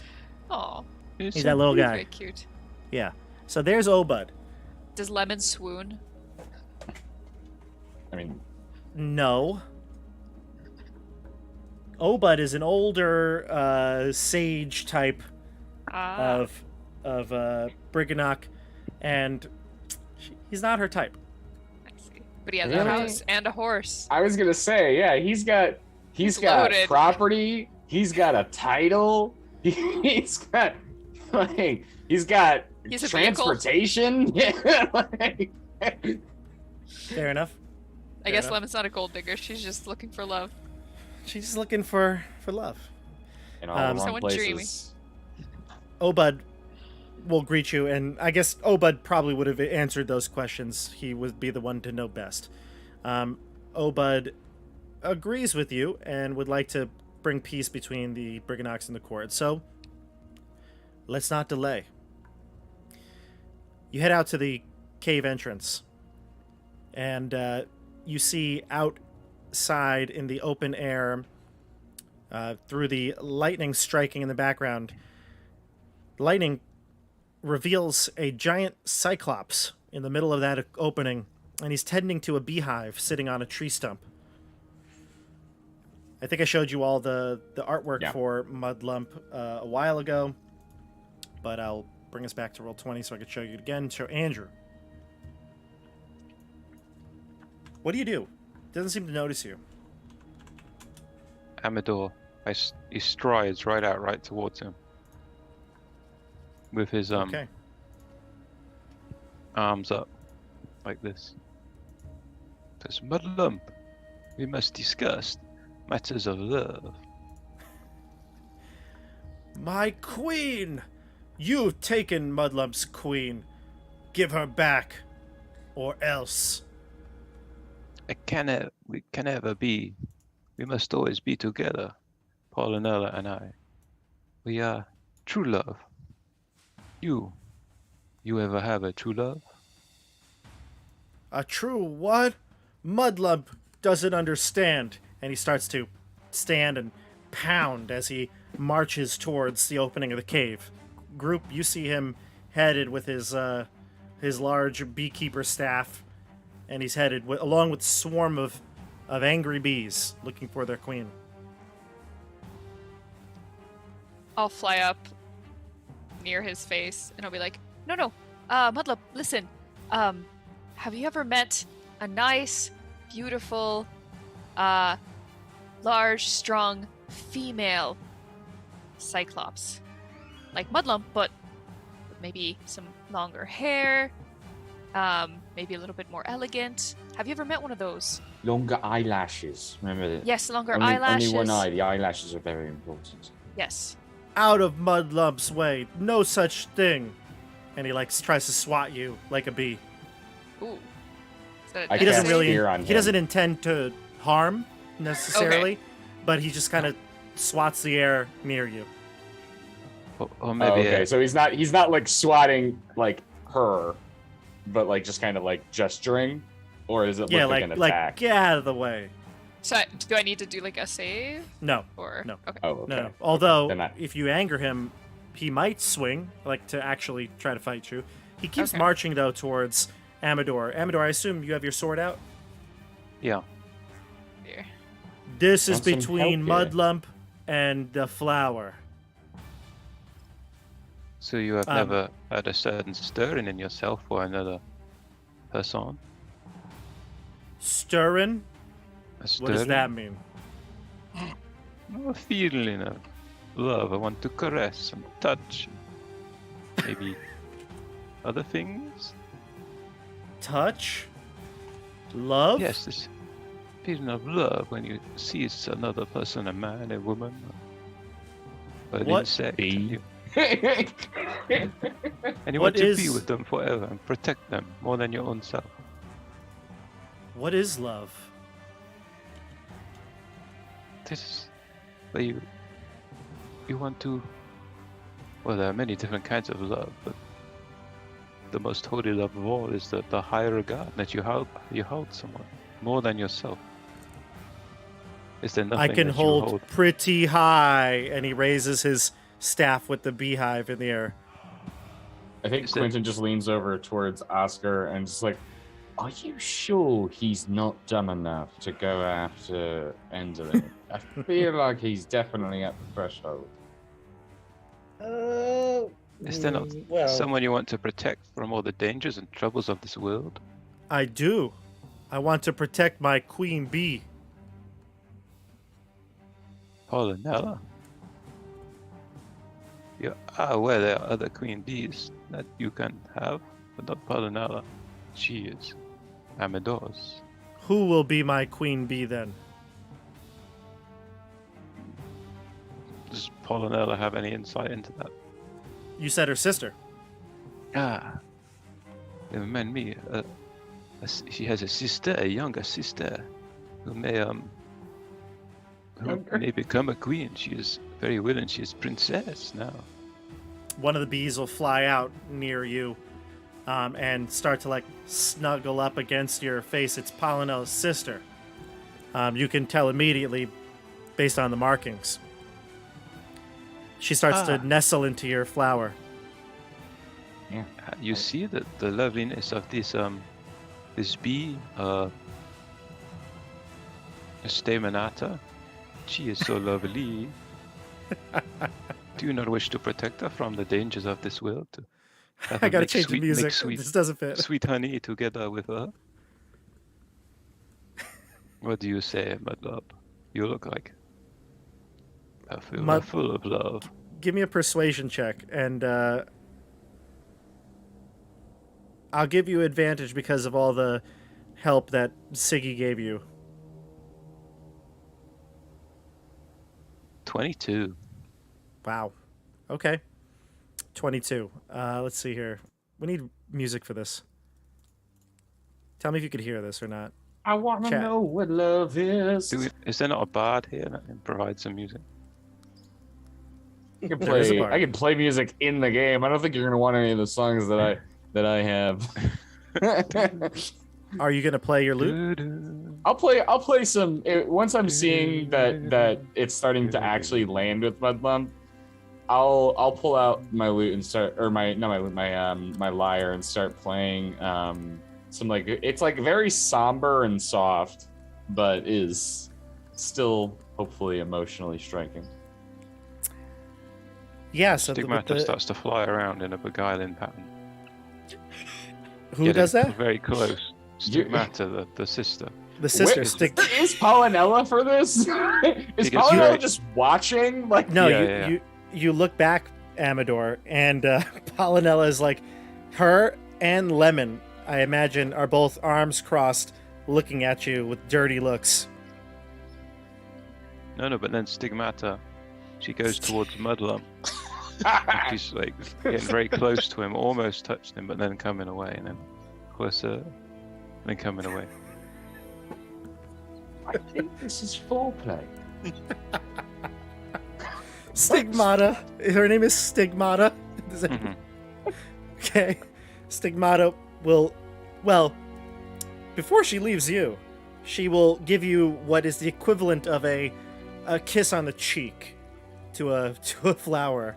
And she like kind of like, I don't know what the way, but maybe like tosses her hair back figuratively as if she were a human, and then flies over to the Cyclops and again kind of nuzzles up against the Cyclops' cheek, and then the Cyclops will like, ooh, Mudlump like that, and he pets the bee, and then the bee assumes sort of like a command position up on the hive, and all the bees start to kind of in a uniform way encircle around her, declaring that she is the new queen. That's a How do you lot all to react? take in. Yeah. This is a lot to take in. Siggy's learning a lot today. A lot of new vocabulary words. I think, No, the yeah, I think birds and the Quentin bees, leads back you to know what I mean? Oscar and is just like, is a Cyclops gonna fuck that bee? There's a tear of nectar falls from Amador's face. Sweet but sad.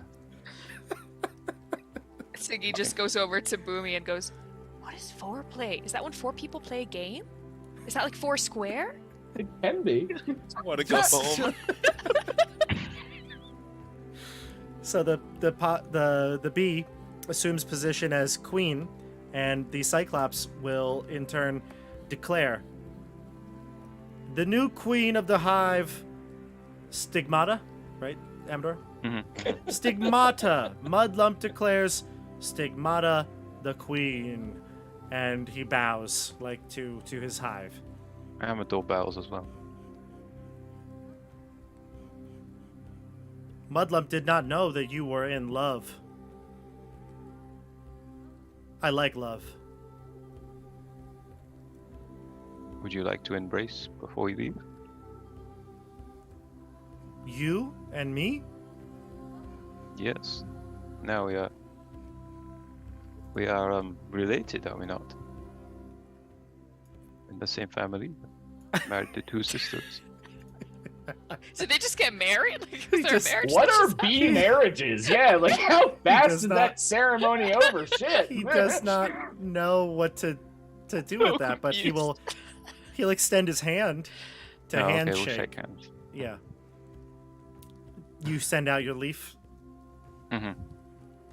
He shakes your hand delicately. His thumb and forefinger basically almost take up your whole body. So he does it very gently. Try not to rip off one of your leaves. And the Cyclops is going to turn and head off peacefully. That was one of the strangest things I've ever seen. And Yeah. I worked in the summer court for several years. Yeah, that's gonna keep Boomy up at night for a while. Well,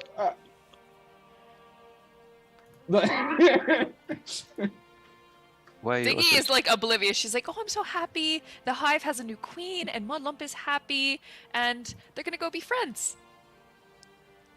yes. Yeah. Very good friends.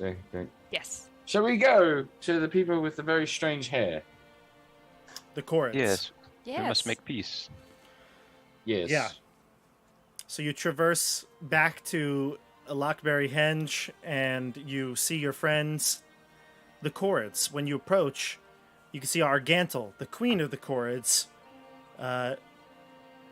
atop one of the stone structures, and calls out, "Is the deed done?"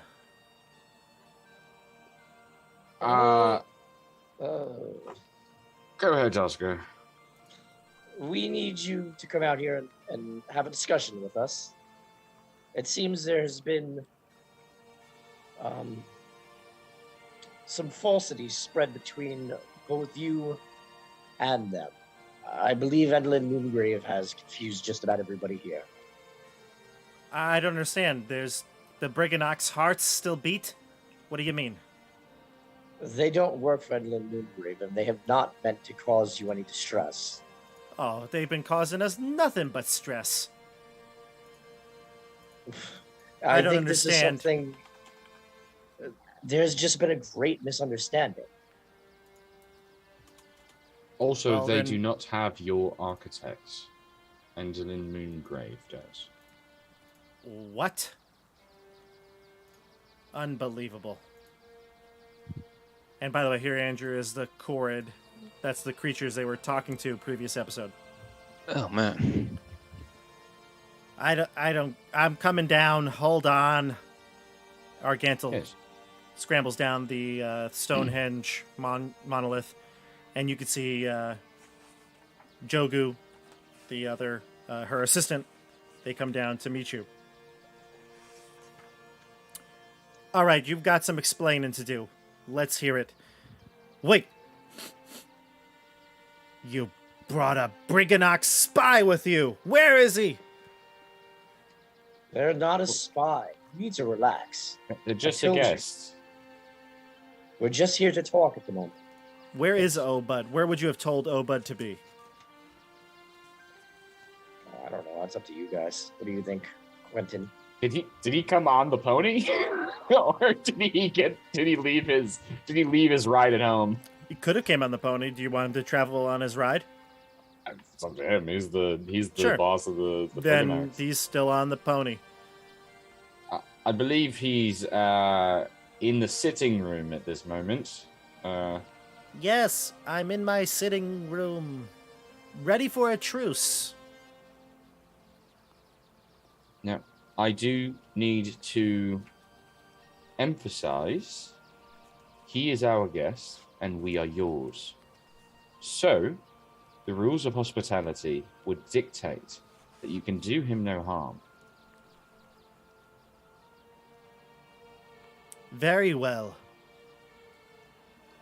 We can talk. As long as they don't get any tricky ideas. Sit. There's just like rocks to sit on.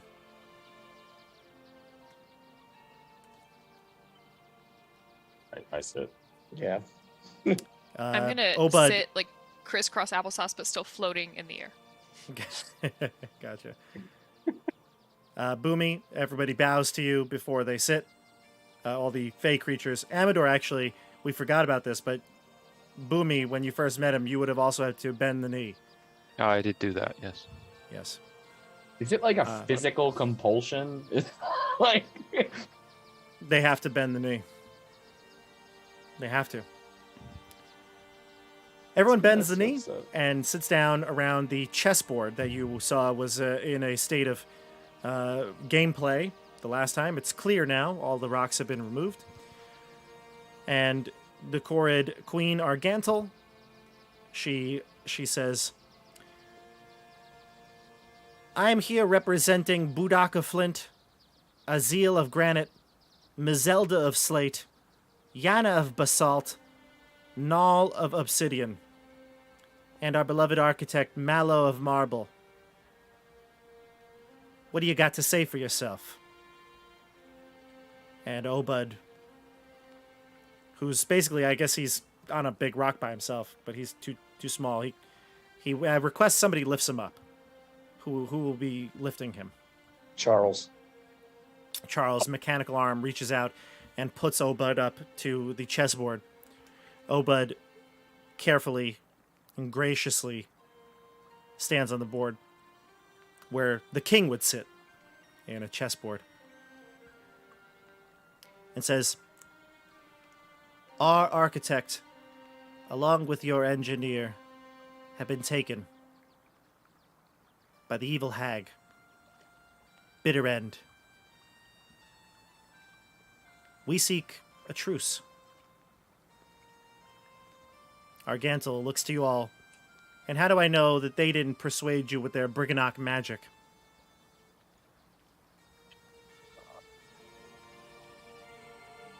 Because they didn't. I mean, you're asking for us to convince you of something that cannot be convinced unless you're willing to believe it. I'm willing. Then believe me when I tell you, we have not been tricked, deceived, or charmed by anything that they have done. In fact, we were not having a very good time as we entered their home, and things quickly became much more hospitable because we realized the truth. What is that? That Endelin Moongrave is the only enemy of any living creature in this domain. Jagu? Anyone... Sorry, she looks to Jagu and says, Jagu? And he looks at her and just very seriously gives a nod. And she looks over and says, Perhaps a truce can be formed? What would be the details of our treaty? No, what is it that you want, and what is it that you are willing to concede? Perhaps the removal of the statues that are meant as an act of intimidation, and Give me a persuasion check. You all can agree to certain hours of the day that you engage in the mining so that you are not keeping the Korrids up at night. Good ideas. Persuasion? Persuasion. Okay. That is a 29.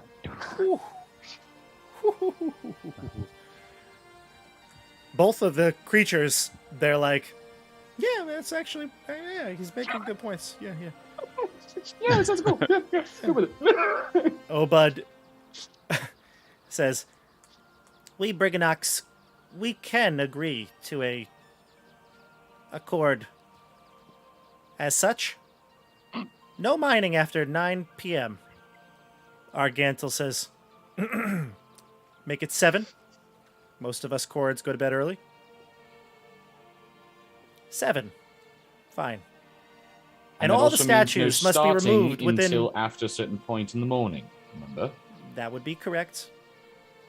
What say you? 7? 7 to 7. Deal. And the statues will be removed promptly within the...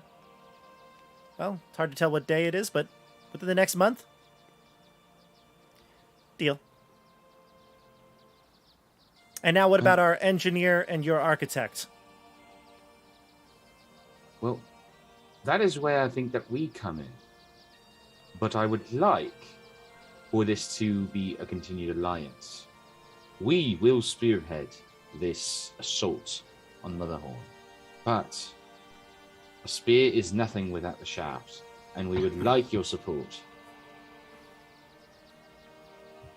Be our shaft, please. And be a most firm and resolute shaft. Yes, a hardy shaft. Long and stern.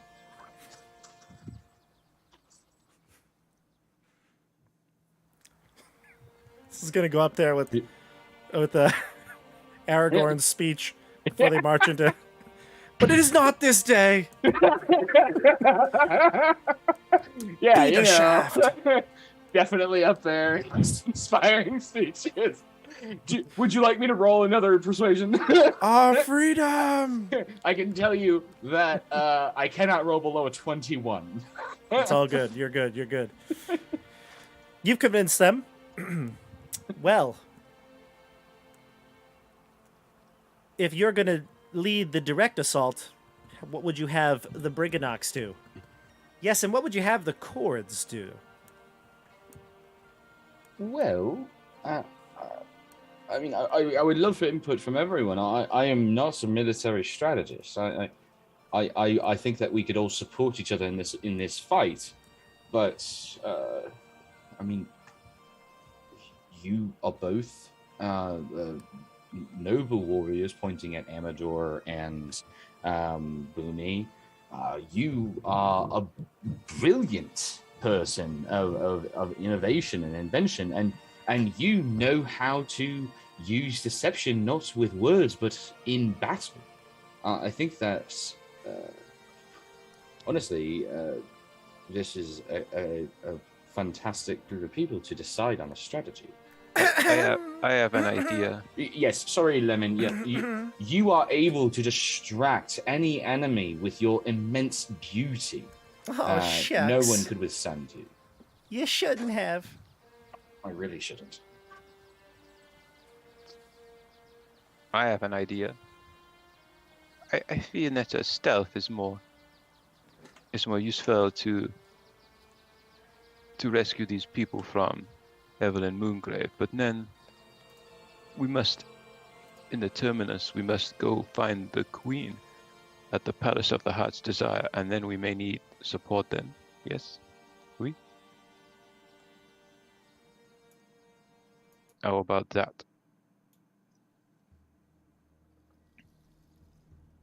Yeah, Boomy agrees with that. Think we can use all the help we can get. Didn't we get in order to get into Moongrave's palace? Didn't we get tickets to see Be a play. a performance? Yeah. You do. You do have, well, not everybody in your party. Yeah. Gleam, the four of you, probably Lemon. Yeah, I guess everyone that was with you when you met the traveling cart, but not Amador and Polynella, not the Corrids, not the Briggannocks, not Molliver. Molliver's not here, by the way. Molliver stayed. I'd like to in this ask cave. the Corrids and the Briggannocks if they have encountered this traveling cart before. Because it's a common. Does it just like make the rounds and give people tickets? Cart? What cart are you talking about? Yes, the little cart by That makes the sense. water. It gave us some tickets to see a show. Now, this is nonsense. Yes, this is the first nonsensical thing that's happened today. They don't know the cart. Okay.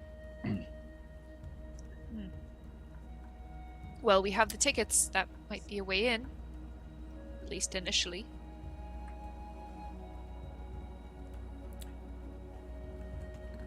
So, we have a couple of options here. And you have a couple of different, we'll say, tools or allies at your disposal.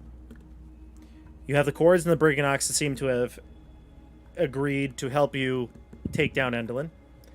You have Amador, who has agreed to, well, has already agreed to help Gleam get her sister back, and then has suggested that perhaps after this, killing Endelin, go see what's going on with Zabilna. You've also encountered Molliver, who just well, at least it seems, realized that perhaps her group is not all dead. You have 2 known ways to get into Motherhorn.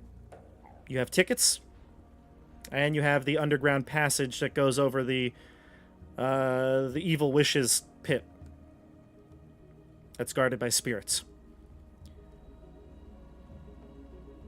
Did I just recap everything, I think? Mhm. Everything So, that we yeah. have? Okay. Um, If there's anything else you can add to it. And before we sign off here, because it's just about 11, let me know what you're thinking, what you're leaning towards, and maybe your reasoning. And obviously, if we decide something differently before next session, we can always modify it. But just let's give the listeners an idea of what's going through our minds here. So I am thinking we could use the tickets, go in, and use the secret cave passageway to get out. If we can only know where is the entrance to the secret passageway in her castle. That's what we would need to figure out. And we would need to figure out a way to get Amador, Polynella, and Gleam in, because I think, honestly, Gleam is the most valuable of all of us. If Endelin was afraid of her so much that she needed to banish her, and it seems like, and even I think some, well, I don't think someone said it, but Bobby had, in the recap had said that we've learned that kind of like even Endelin's even afraid of symbolic like images of the eclipse, so possibly Gleam told you that. Yeah, so I think having Gleam potentially could get us an eclipse functionally for Endelin's purposes, whatever that will do. How tall is Gleam? Gleam is a elf. Oh, it's pretty tall. Typical height of an elf, probably, 4 foot something. Of an maybe elf? 5 Also that feet. short? 5 feet. Of an Yeah, elf? elves- I thought elves are were short. Pretty A female normal. I thought No, elves were short. pretty normal height, of like same around the same height as humans. No, I believe they're shorter. Oh. Elves range from under 5 feet to 6 feet. Oh, so that's normal range for humans. Yeah, I guess so. But under 5 feet to 6 feet, I think in the player's handbook, when you roll, like your average roll is going to be lower than human. Oh, okay, I think it's meant to be a little shorter. gotcha. I could be wrong. Do any She's one probably of us 5 feet or so.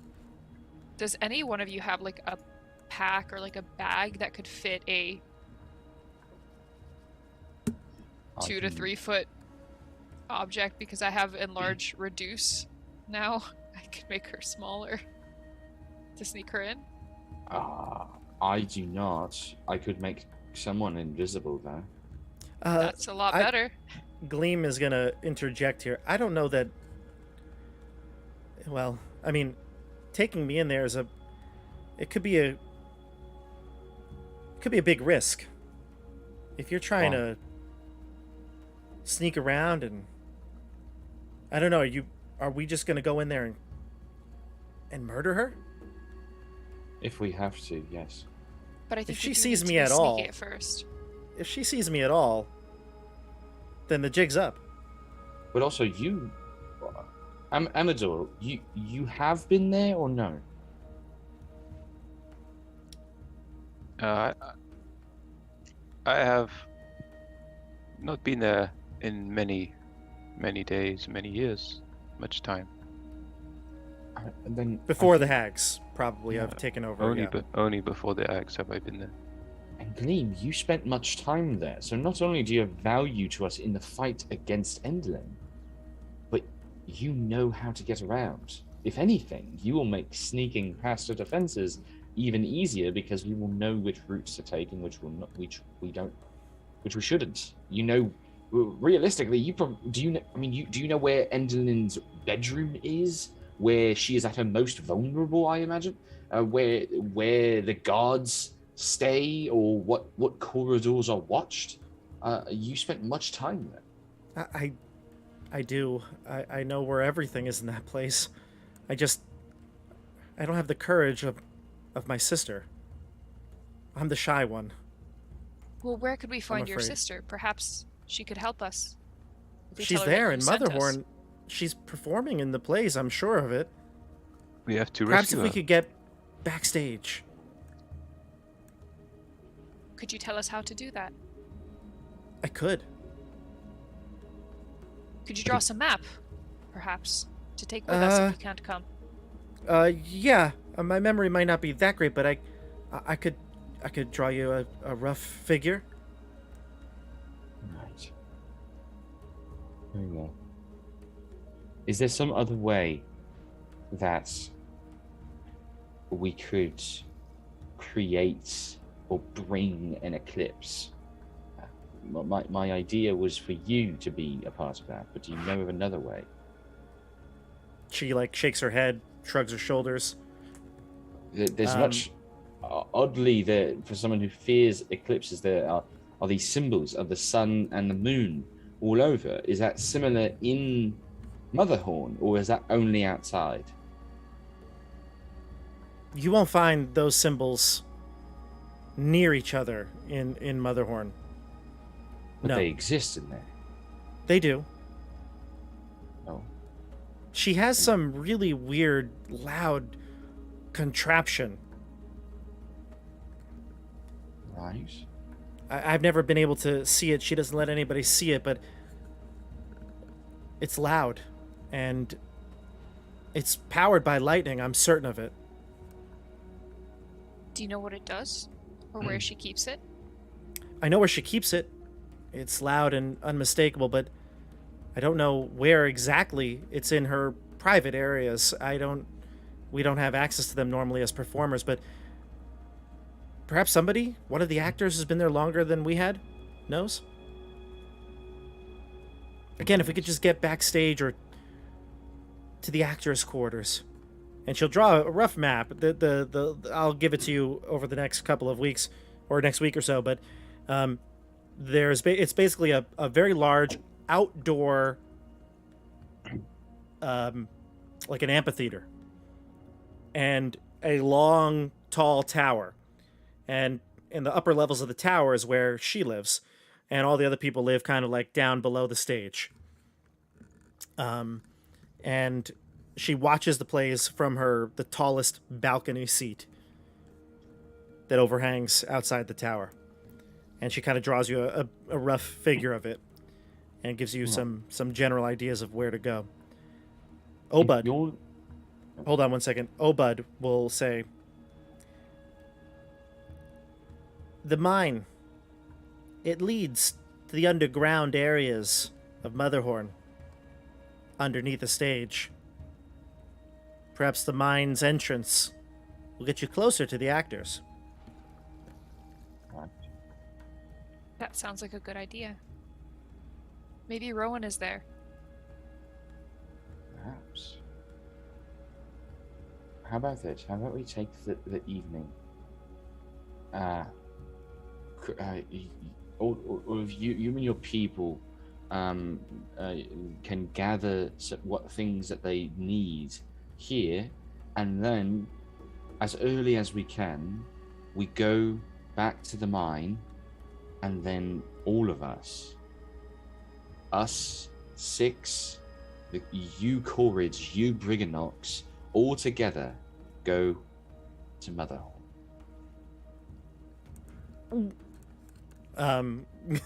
Gleam gulps loudly. I hope this plan works. It will. And I do think that this will save your sister. And you have my word that that will be one of my top priorities. Amador, what do you say to this plan? It seems like a lot of people had to be stealthy. Well, perhaps I don't think the Corrids and the Briggannocks need to be a part of the stealth, but perhaps we can develop a signal that once we need the backup, then the rest of you, can be the sort of auxiliary and come in after. What would the symbol be? Gleam says. I'm not sure. We could take the evening and figure it out, but we can develop a sort of warning. I do have a way to communicate over not entirely short distances without being near someone. But Then tomorrow, the Chord Queen Argantel says, we'll see the demise of Endolin. Oh, wait. Can't say his name. Her name. Friend. A bitter end. yes, she will meet her own name. Tomorrow. Tomorrow. Tomorrow, says the Chords and the Briggannocks. One day more. Oh God. One day more. Well, everybody, Oh. Revolution is coming to Yon. Hopefully a little better than it came to Thither. And, That wasn't really hither. revolution. But we'll be back next week, everyone, for the second, well, I guess no, not second part one, probably, of Motherhorn. Part one of Motherhorn here on Tabletop Bob and the Wild Beyond the Witchlight campaign. I hope you enjoyed tonight's stream. Everyone, this was a great, I mean, did not expect to hear some of the things I heard tonight from these characters. But you have a new friend, Amador. Thank you, Andrew, for coming on and playing this role. You, so far, have hit it out of the park. I think really see you bloom in the role in the next coming weeks.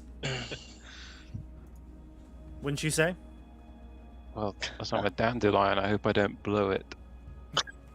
Oh Lord.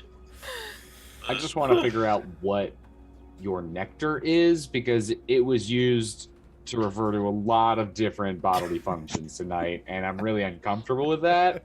And I want to figure out what it means when your nectar comes into play. It's a It secret represents weapon. emotion.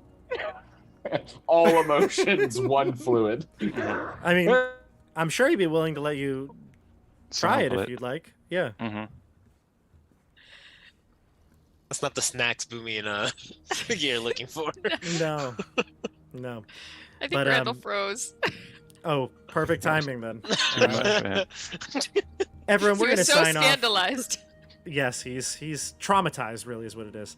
We're going to sign off. Thank you for watching The Wild Beyond the Witchlight, and tune in this Friday, I forgot to mention in the beginning, but we have a Journey Through the Radiant Citadel where you see the Icewind Dale crew reunite. The Three Musketeers are coming back to the Radiant Citadel, to the channel. So exciting to watch it. Andrew, you'll be there for that as well. Yep, the Tune in light for... of the Fander will be worse. Yes, it will. We'll see the return of all our favorite characters. Tune in for that. I think it's going to be 7:30 on Friday. But I'll post about it on social media. All links down below. There goes Randall. We'll see you on the tabletop. Have a great night, everybody. Bye, everyone. Bye. See ya.